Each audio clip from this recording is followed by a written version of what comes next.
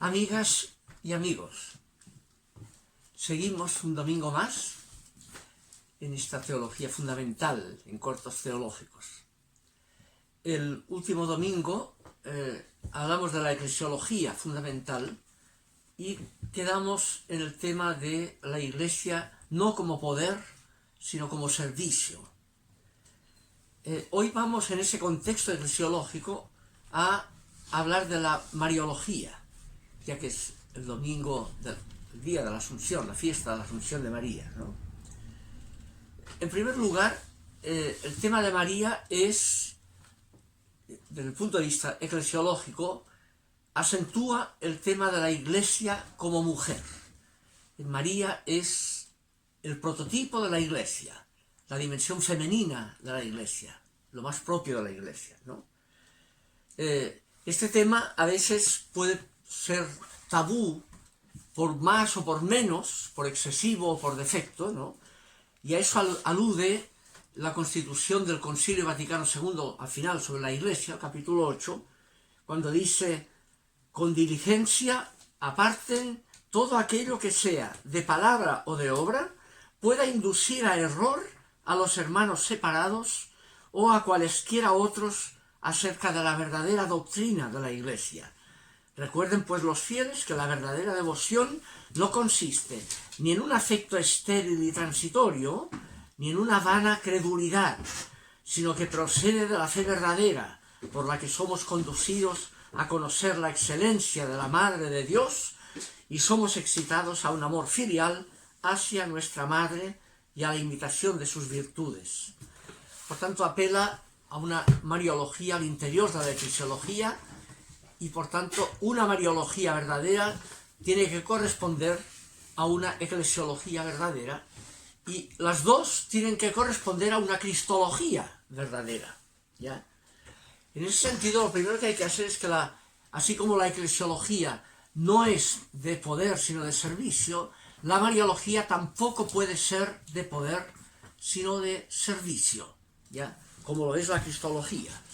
En ese sentido es fundamental no tener una cristología como compensación femenina a una cristología masculina. Ese es un error cristológico, ¿no? No, porque la cristología no acentúa la masculinidad. Dios asumió al ser humano, que es masculino y femenino, exactamente por igual, al hacerlo históricamente, y por tanto, en un personaje concreto, que concretamente era masculino, pudo ser igualmente femenino, pero el hecho de que sea masculino y no femenino no tiene que ver con el absoluto divino, no absolutiza el género masculino más que el femenino, sino que tiene que ver con la relatividad histórica, el relativo histórico que ha de ser o masculino o femenino, digamos. Por tanto, es el relativo histórico. Y en ese relativo histórico tenemos por igual el significado eclesiológico y cristológico. Dios es por igual, asume por igual al ser humano, que es mujer y que es hombre, exactamente por igual. Es más, la dimensión de mujer tiene sus perspectivas propias de ventaja, que es la dimensión precisamente de lo que tiene que ser la Iglesia, que es el servicio. La mujer como una figura de servicio, que marca el prototipo de la Iglesia como servidora y no como poder, ¿ya? En ese sentido, hay que evitar en las mariologías un elemento compensatorio de la cristología, como dije, que es a lo que tienden dos aspectos vinculados a María a veces, ¿no?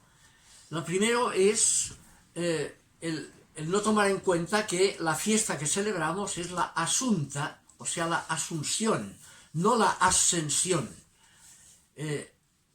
La divinidad asume su propia posibilidad de ascender, ascende por su naturaleza propia. Dios es de naturaleza divina, solo Dios.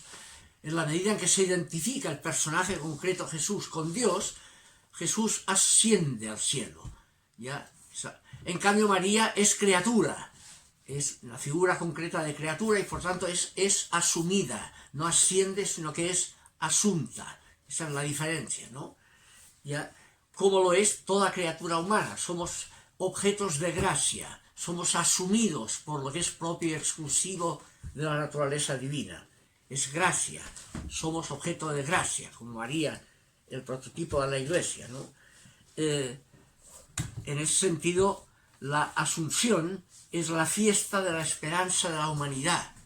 En María celebramos la esperanza del ser humano, de todo ser humano, mujer y hombre, de ser asumidos en la vida propia y exclusiva de Dios, ser asuntos, como dice el número 68 del mismo texto del concilio, el Lumen Gentium 68, la Madre de Jesús, de la misma manera que ya glorificada en los cielos en cuerpo y alma, es la imagen y principio de la Iglesia, que ha de ser consumada en el siglo futuro, así también en esta tierra, hasta que llegue el día del Señor, antecede con su luz al pueblo de Dios peregrinante, ¿ya?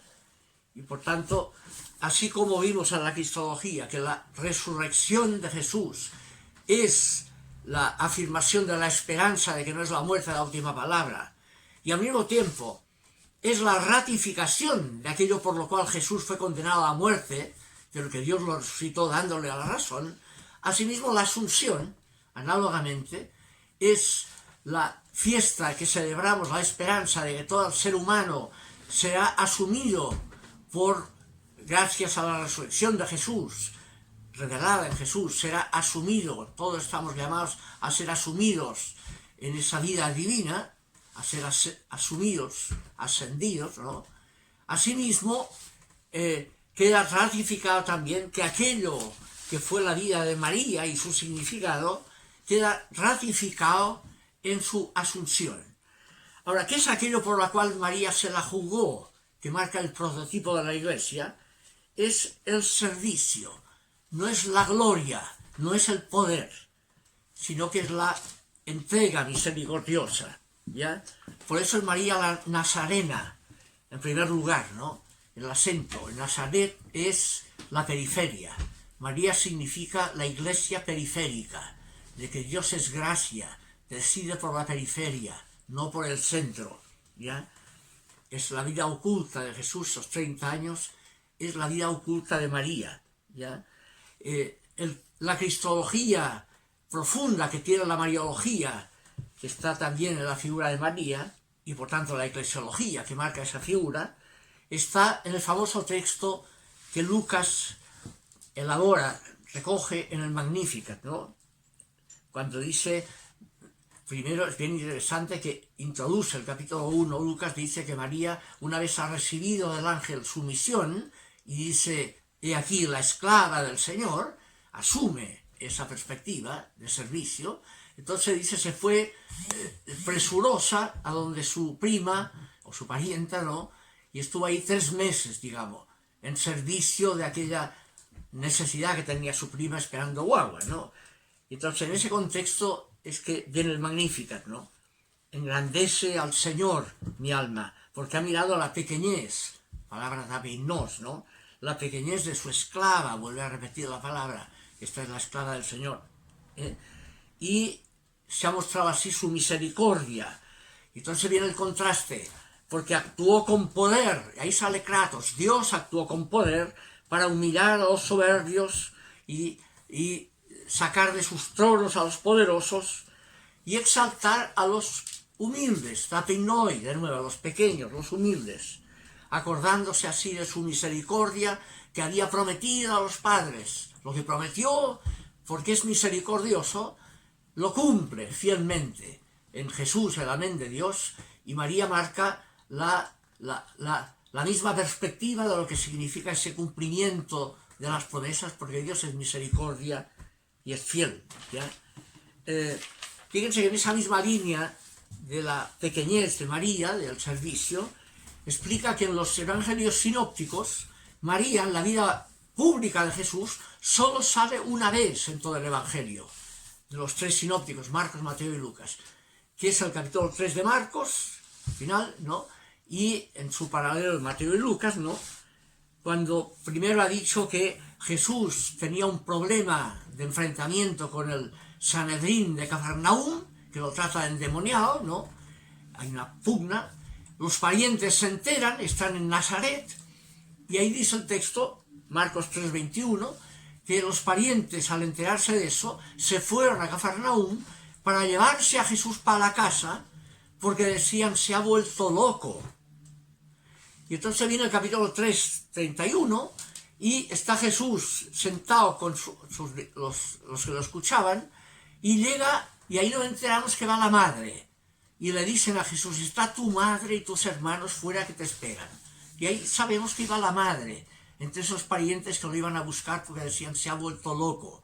Y es la única vez que sale la madre en todos los sinópticos, en Marcos es la única vez, y en los otros dos sinópticos la única vez en la vida adulta, porque Mateo y Lucas tienen textos de infancia donde sale ahí María, ¿no? Fuera de esos textos de infancia solo sale esta vez la vida oculta. Y queda mal, porque ¿qué dice Jesús? ¿Y quién es mi madre y mis hermanos? Y mirando a los que lo escuchan, dice, estos que me escuchan son mi madre y mis hermanos. Y deja con los crespos hechos a su madre en la puerta, diríamos, ¿no? Parece un mal hijo.